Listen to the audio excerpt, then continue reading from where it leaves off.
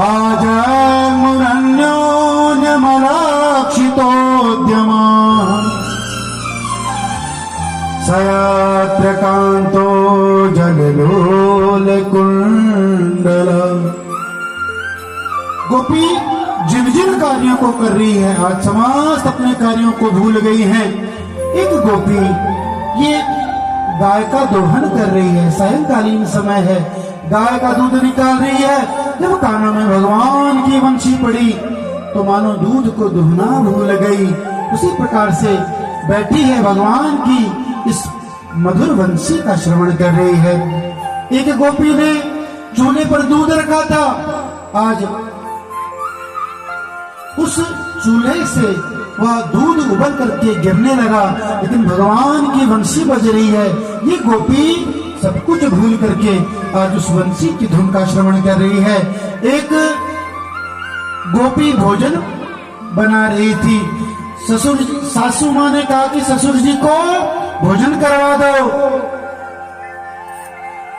सासू माँ को ख्याल आया कि गाय को घास भी नहीं डाली है, कहा कि जरा गाय को घास भी डालाना। भगवान की ऐसी वंशी बजी कि बुद्धि का हरण हो गया। आज ससुर जी के सामने भूसा रख दिया है और गाय के सम्मुख भोजन की थाली लेकर के चली गई है। भगवान की ऐसी दिव्य वंशी मानो सब कुछ भूल गए हों। एक गोपी पति की सेवा कर रही थी, बीच में छोड़ करके पति को छोड़ करके चली गई। पति को आश्चर्य है कि आज यह ऐसा क्या हो रहा है,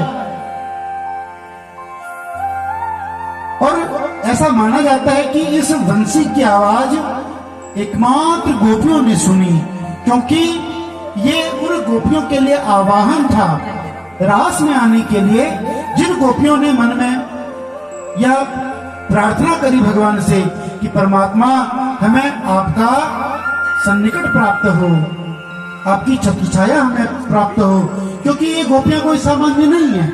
ये गोपियां पूर्व जन्म की बड़े बड़े ऋषि, बड़े बड़े संत जन, हजारों हजार वर्ष तक जिन्होंने भगवान का तप किया, ऐसे ऋषिगण हैं।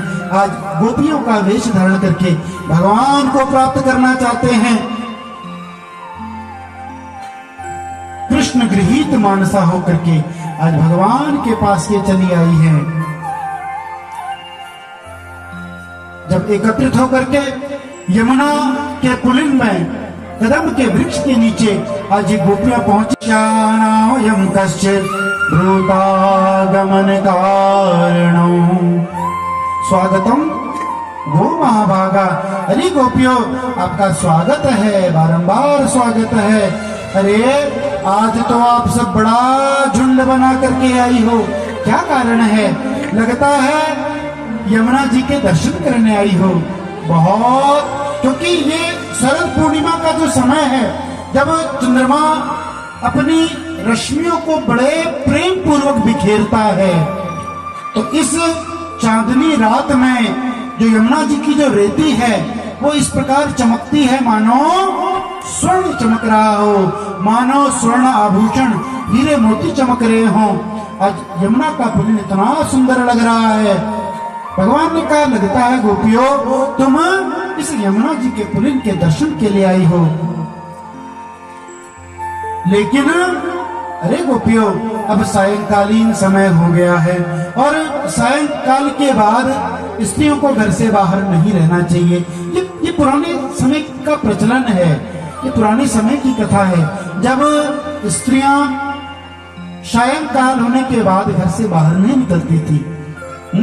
आपने सत्यनारायण भगवान की कथा सुनी होगी, है? जब कन्या कलावती सायंकालीन भगवान के व्रत को सुनकर के घर पर पहुंची, तो जो माँ है, माँ ने प्रश्न किया कि बता तेरे मन में क्या है, शाम तक कहाँ रही, है ना? पहले से प्रश्न हो जाता था, सायंकाल के बाद कोई बाहर नहीं निकलता था। तो आज के समय की बात तो अलग है कि भैया है रात के 12 बजे तक जो है डिस्को डांस चल रहा है। आज के समय में तो आज दिन ही है, वो रात्रि नहीं है ना? तो भगवान ने कहा कि देखो, रात्रि काल सायंकालीन समय के बाद आपको अपने घर में जाना चाहिए, बाहर इस प्रकार से नहीं घूमना चाहिए। अरे वन के पशुओं का बड़ा भय है, शेर इत्यादि, सिंह इत्यादि जानवर घूमते हैं, खा जाएंगे। और अगर मुझसे मिलने आई हो, अगर मुझसे मिलने आई हो तो बड़ी अच्छी बात है, बड़ी अच्छी भावना लेकर के आई हो। तो आप अब तो मुझसे मिल लिए, मुझे देख लिया, अब अपने अपने घर को जाओ। तो भगवान ने ऐसा कहा। आज गोपियां सिर नीचे करके खड़ी हैं, क्या भगवान से कहें। जिस ठाकुर की बंसी को सुन करके, जिस बंसी ने हमको बुलाया, आज वही ठाकुर हमसे कह रहे हैं कि तुम्हारे आने का कारण क्या है। आज जब इस प्रकार से गोपियों ने सुना है, सर को नीचे झुकाई, आंखों में अश्रु आ गए हैं।